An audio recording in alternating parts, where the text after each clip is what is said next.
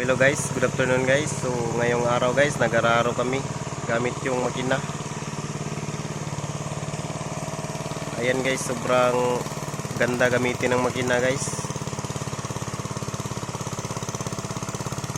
1.5 hour lang guys ito na area.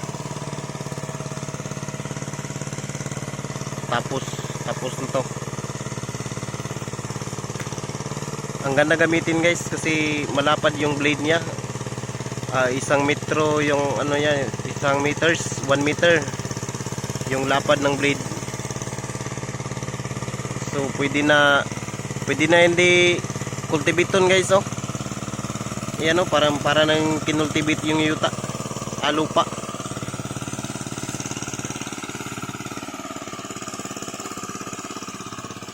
So ang gandang gamitin.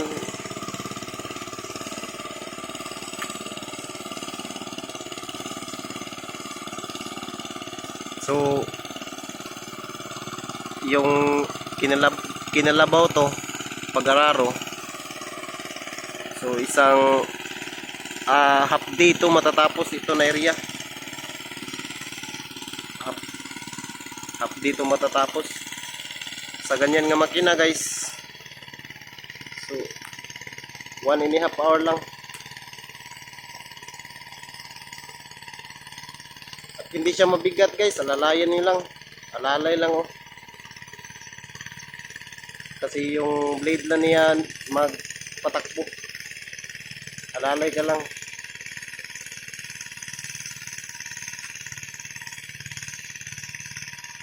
Hindi siya hassle kasi ayan, pag gusto mong down pa yung blade, so matulak mo lang yung yung handle niya sa ibaba. At gusto mo ring palakasin yung takbo,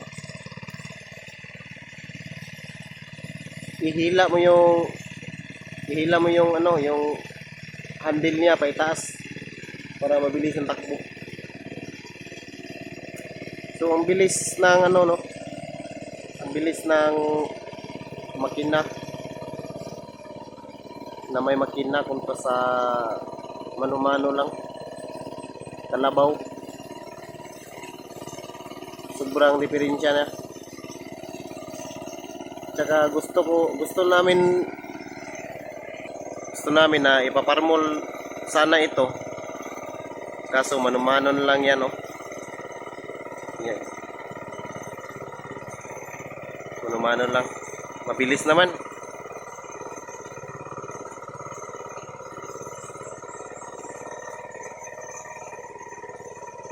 Krudo lang ang katapat, tatakbo na.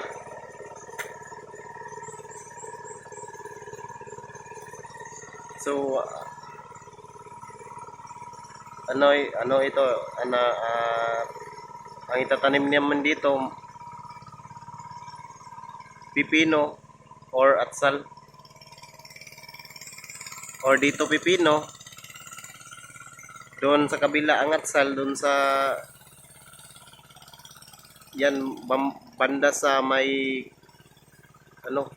niyog, sa baba na niyog dyan.